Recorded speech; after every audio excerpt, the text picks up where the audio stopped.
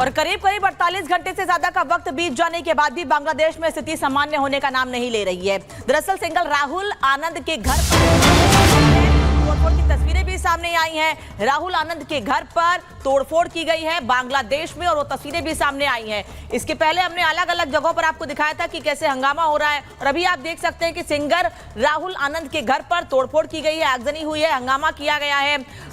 राहुल आनंद के घर को भी आग के हवाले कर दिया गया है। एक तरफ बांग्लादेश में अलग अलग जगहों पर लगातार लोगों पर, दुकानों पर हमले किए जा रहे हैं, यहां तक कि घर में रखा हुआ सामान तक लूट लिया गया है। पिछले दिनों प्रधानमंत्री आवास पर भी इसी तरह से घुसकर लूटपाट की गई थी। खाने का सामान, तमाम रसोई में घुसकर तमाम चीजें खाने पीने की, उसके वीडियो भी सामने आए थे। साथ ही ये भी जानकारी मिल रही है कि वाद्य यंत्रों को भी नुकसान पहुंचाया गया है। 3000 से अधिक वाद्य यंत्रों को तोड़ा गया है। राहुल आनंद जो कि जाने माने फेमस सिंगर है बांग्लादेश के और केवल बांग्लादेश में ही नहीं बल्कि दुनिया भर में अलग अलग जाकर परफॉर्म भी करते हैं राहुल आनंद, और उनके घर पर तोड़फोड़ की गई है। घर को आग के हवाले किया गया है, वाद्य यंत्रों को नुकसान पहुंचाया गया है। जानकारी मिल रही है कि 3000 से ज्यादा वाद्य यंत्रों को नुकसान पहुंचाया गया है। बांग्लादेश के बड़े नामों में, साथ ही केवल देश में ही नहीं बल्कि दुनिया भर में राहुल आनंद का बड़ा नाम। राहुल आनंद पूरे दुनिया भर में अलग अलग जगहों पर जाकर परफॉर्म करते हैं और ऐसे में उनके घर पर आगजनी जहां पर कोई सुरक्षा नहीं थी, कई सवाल खड़े करती है।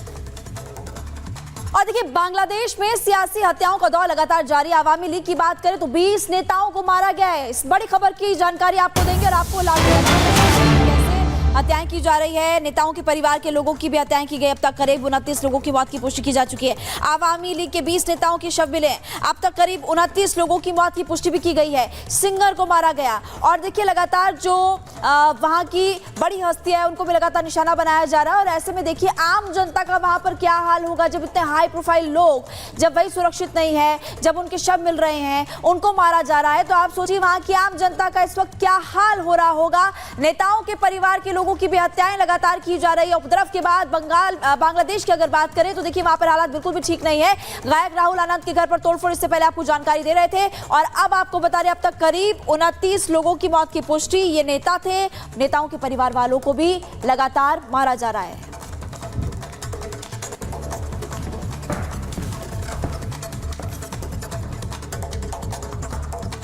और जो तस्वीरें सामने आ रही हैं उससे एक बात तो साफ है कि बांग्लादेश में हालात लगातार एक दिन जैसे जैसे बीत रहा है, हालात लगातार खराब होते जा रहे हैं। और इस हालात खराब होने के पीछे शेख हसीना भी जिम्मेदार विदेशी ताकतों को बता चुकी हैं। अब उनके बेटे सजीव वाजिद भी ये कह रहे हैं कि जो स्थितियां बांग्लादेश में बिगड़ी हैं उसके पीछे अमेरिका का ही हाथ है और उसको लेकर नाराजगी भी लगातार सामने आ रही है। रिपोर्ट देखिए।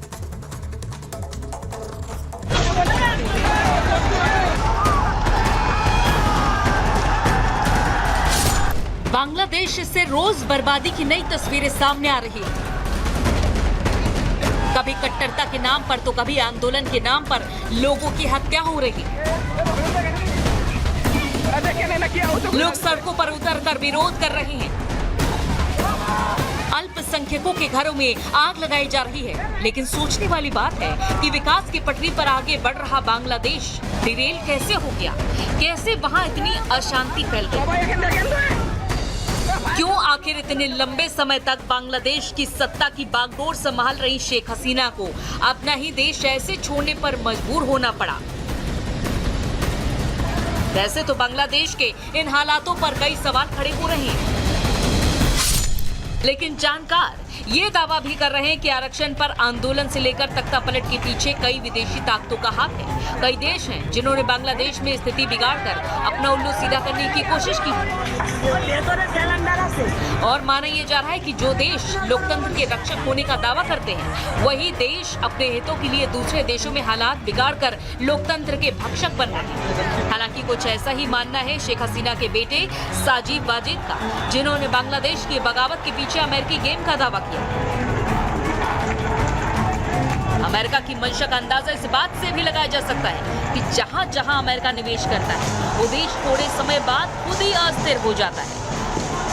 दरअसल अमेरिकी सरकार की कथित विकास agency US agency for international development यानी यूएसएड का काम तो दूसरे देशों को मदद करना है, लेकिन इतिहास गवाह है कि जिस भी देश में यूएसएड की तरफ से मदद दी जाती है वहाँ राजनीतिक अस्थिरता पैदा होती है। विशेषज्ञों के मुताबिक इसका काम अमेरिकी खुफिया एजेंसी CIA के साथ मिलकर अमेरिकी हितों की रक्षा के लिए विदेशों में अपने लिए मोहरे तैयार करना रहता है। बांग्लादेश के मामले में भी यूएसएड ने बार्क और जमात इस्लामी को अपना जरिया बनाया है। गौर करने वाली बात यह है कि बांग्लादेश में हुए विरोध प्रदर्शन में बार्क यूनिवर्सिटी केंद्र में रही है, जिसको पिछले कुछ दिनों में ही अमेरिका से करीब $20 करोड़ की मदद मिली है। बांग्लादेश ही नहीं, दक्षिण एशिया के कई देशों को लेकर सुपर पावर का रुख ऐसा ही रहा है, जहां पहले तो लोकतंत्र के नाम पर घुसा जाता है और फिर उन देशों को अस्थिर करने का काम किया जाता है। पाकिस्तान, अफगानिस्तान, बर्मा इसका उदाहरण है।